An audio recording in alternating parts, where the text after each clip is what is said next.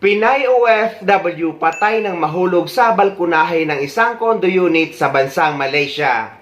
Pero hinala ng pamilya ng biktima nating kababayan ay hindi aksidente ang nangyari, lalo na't nalaman nila na madalas pala itong napapagalitan ng kanyang employer dahil sa paggamit ng cellphone. Nagkaroon din ng unang employer ang kababayan natin sa bansang Singapore, ngunit pinatalsik siya makalipas ang isang buwan. Hindi naman nabanggit ang dahilan kung sa parehong rason ba na paggamit ng cellphone. Patay ang isang Pilipinang domestic helper matapos umanong mahulog mula sa pinagtatrabahuhang condominium unit sa Malaysia. Pero sa eksklusibong panayam ng News 5 sa mga kaanak ng OFW, may duda silang may foul play sa kanyang pagkamatay. Nasa frontline ng balitang yan si Rainiel Pawi.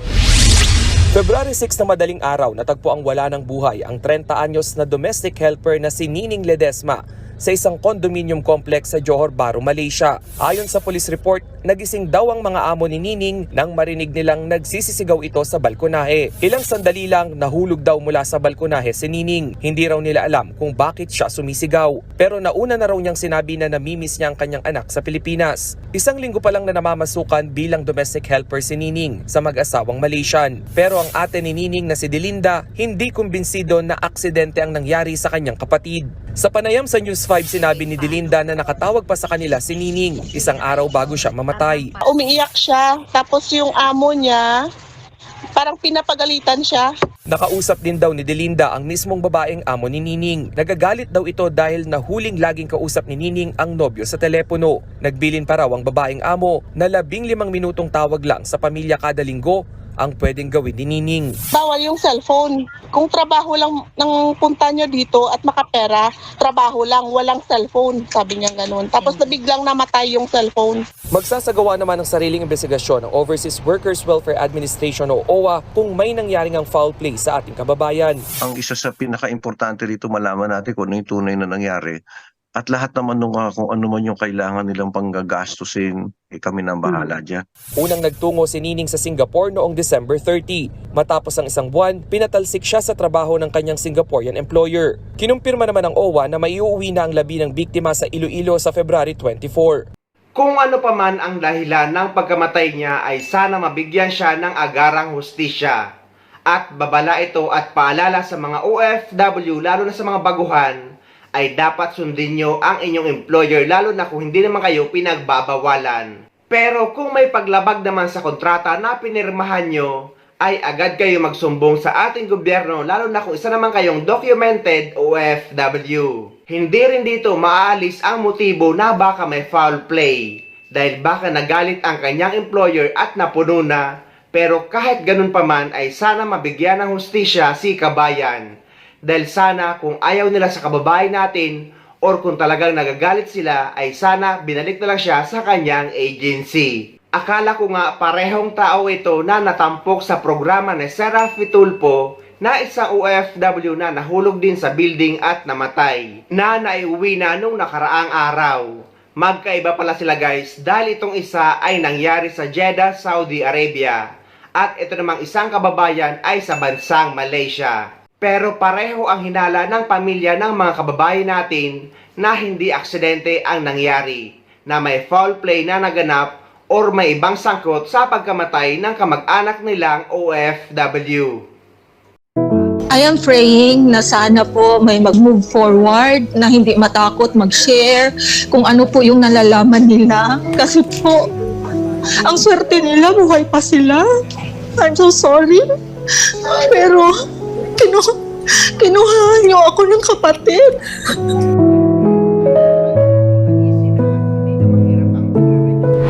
Under investigation yan, medyo komplikado po kasi yung case. Ginagarantiyan ko po sa inyo, kami po ay kumikilos ukol dyan. Iniimbestigahan po itong mabuti.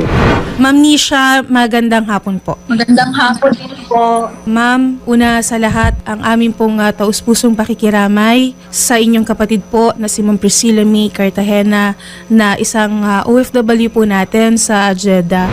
Ma'am Nisha, maaari niyo po bang maikwento kung ano po ang nangyari sa ating OFW po?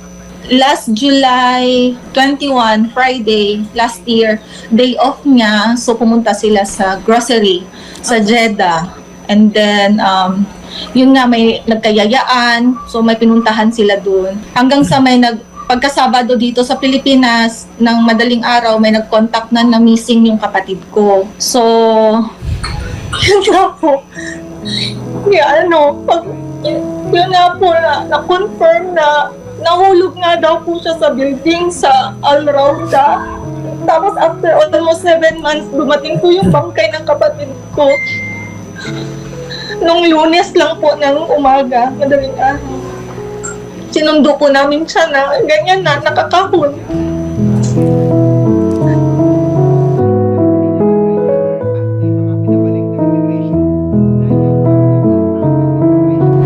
Ma'am Nisha, 7 buwan bago po naibalik ang labi ng ating OFW si Ma'am Priscilla. Yung investigation po ba dito, nabalitaan na po ba kayo? May investigation daw po, attorney. May investigation. So, criminal case siya. Tapos, pero wala pong update po, sir, na kung ano po yung status. Wala talaga kaming idea ba kung ano po talagang nangyari. Kasi nga po, yung nakita namin yung death report, parang pagkakaintindi ko dun is parang nahulog lang siya. Pwede ba yun? Nahulog lang? Okay. Pero ano na lang po, sir, in good faith na lang po, bahala na po yung taas, bahala na po si Lord sa ang importante nauwi na po yung kapatid ko. Papasalamat din tayo sa tulong ng ating OWA, Shari, Yes, lahat po. ng mga kinontak natin, hiningan po natin ng tulong para maibalik ang labi ni Ma'am Priscilla Cartagena. Attorney Malonzo, magandang hapon po. Hi, magandang hapon po. Attorney, kaugnay po dito sa case po ng ating OFW na si Priscilla May Cartagena mula po sa Jeddah. Ano po ba ang impormasyon natin dito, Attorney? Okay. So, eto po kasi ay was not, actually hindi po na-handle ng ng OWA. So, it was directly for the Migrant Workers Office po and yung ating embahada po doon sa repatriation. Kaya actually nalaman ko lang about ito po kay Priscilla nung tinawag po ng inyo pong staff kanina. Kasi po, I also inquired whether na-assist ba ng OWA kasi usually po pag endorse po directly naman po, lalo na sa opisina ko po, is that pinapasis po natin, sinusundo ng OWA yan, hinahatid ng province nila po.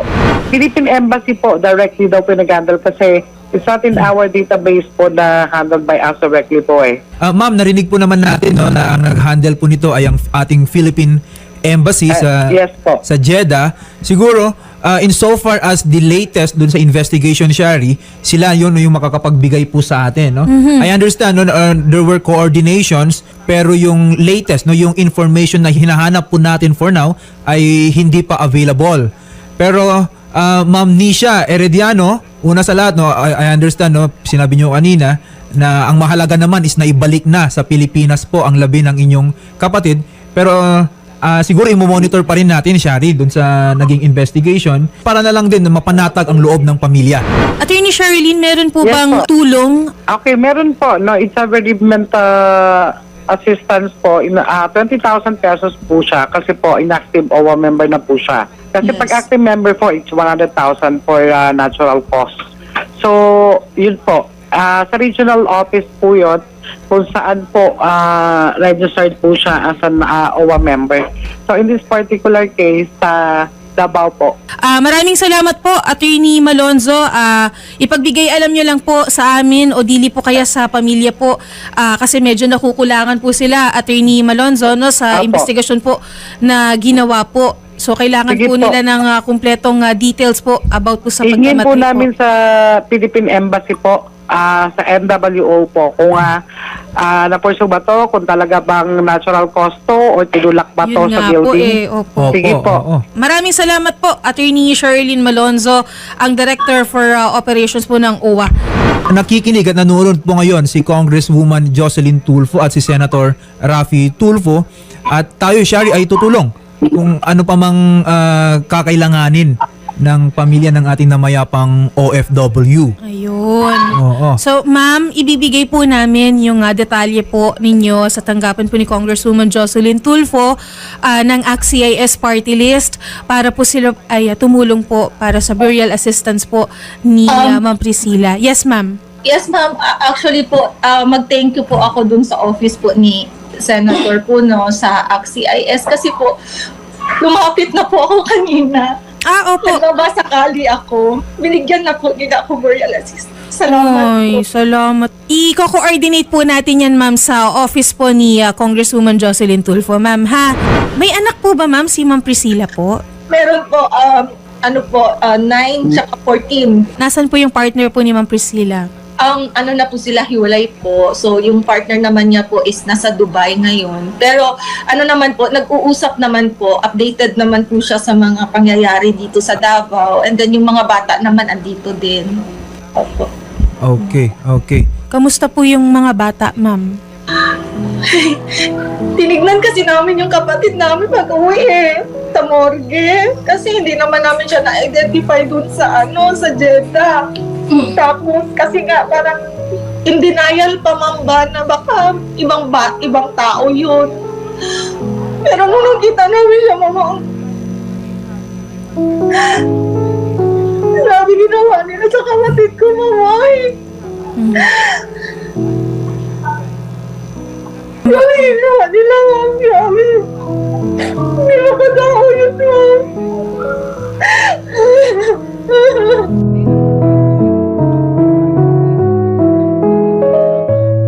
Ito ang mahirap sa pagiging isang OFW, lalo na kung uuwi ka sa bansang Pilipinas na ikaw ang laman ng kahon. Kaya guys, parating magdadasal para may guide tayo mula sa taas. At parati ding mag-iingat lalo na sa mga taong sinasamahan o sa mga kasamang tao.